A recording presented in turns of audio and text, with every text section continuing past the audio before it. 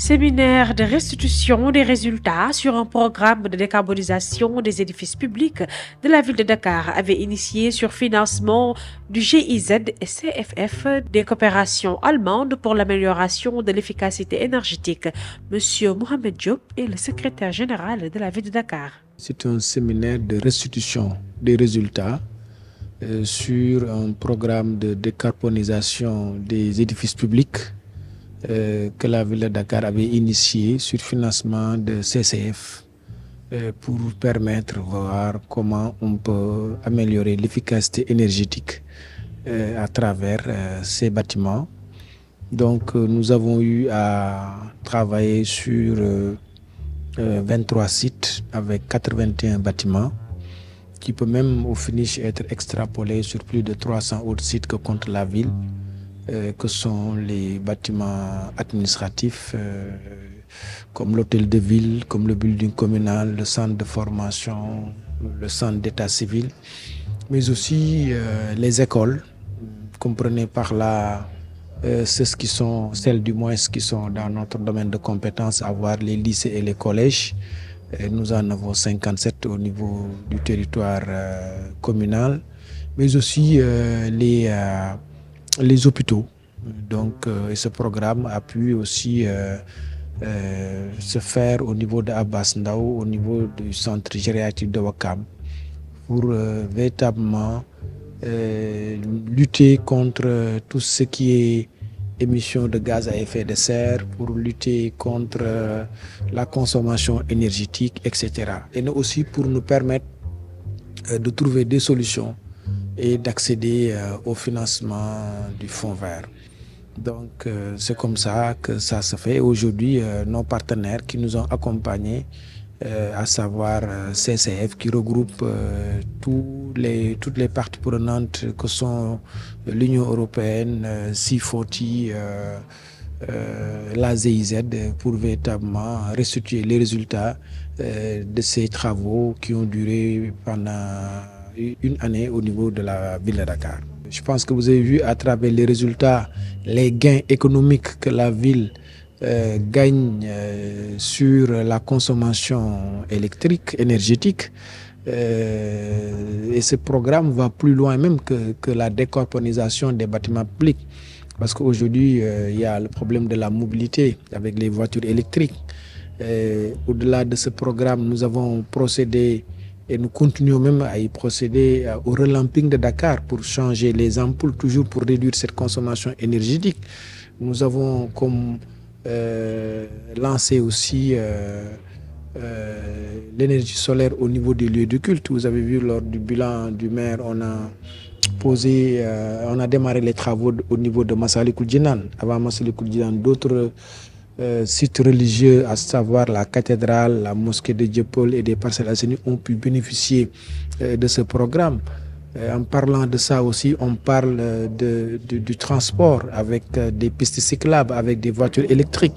Donc c'est un programme qui aujourd'hui intéresse les villes.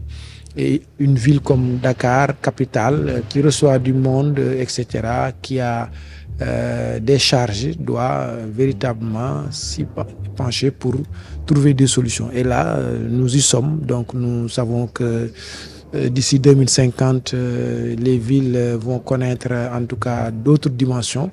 Et c'est l'occasion, dès maintenant, d'avoir des perspectives dans ce sens. Et je pense que sur ce côté, la ville de Dakar a déjà posé les jalons pour véritablement, en tout cas, être dans ce qui se fait de mieux à travers le monde en termes de planification, en termes de gestion urbaine.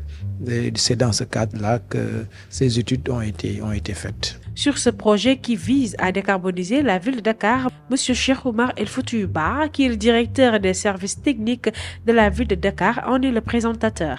Nous avons donc procédé à la restitution des études que nous avons réalisées dans le cadre du projet énergétique de Dakar, qui vise donc à décarboniser les bâtiments publics gérés directement ou indirectement par la ville de Dakar, notamment 23 sites de bâtiments qui ont été donc choisis et sur lesquels on a réalisé une étude de préparation de projet visant à faire des interventions d'efficacité énergétique et d'introduire des systèmes d'énergie renouvelable, notamment le système photovoltaïque au niveau de ces bâtiments. Vous savez, depuis quelques années, la ville de Dakar s'est inscrite dans une politique de gouvernance pour une transition énergétique et écologique. Et donc, suivant cette vision, on a eu à réaliser un plan climat-énergie territorial qui a donc décliné un certain nombre de plans d'action, notamment l'axe stratégique numéro 4 concernant l'efficacité énergétique et les énergies renouvelables.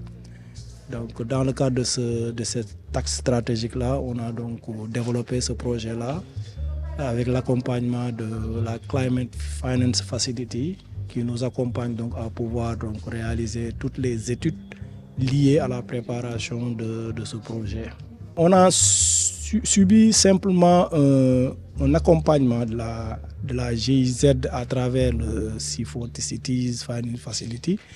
Nous n'avons pas eu besoin d'avoir un budget, donc c'est un accompagnement, une assistance technique. Donc tout l'aspect financement a été financement de la préparation du projet a été géré par la GIZ. Donc la ville de Dakar n'a pas eu à gérer de budget ni à décaisser. Donc c'est un accompagnement. Une coopération pour la promotion des énergies renouvelables. Alexandre, représentant de la GIZ et CFF, revient sur le choix de Dakar. La coopération technique allemande appuie ici au Sénégal pour la promotion des énergies renouvelables et pour un développement bas carbone. Nous avons plusieurs initiatives avec le gouvernement du Sénégal, le ministère de l'énergie, du pétrole et des mines, ses agences d'exécution, et aussi nous avons cette petite initiative avec C40 et donc la ville de Dakar pour appuyer, préparer la ville de Dakar dans les audits énergétiques à avoir des sites qui sont moins énergivores.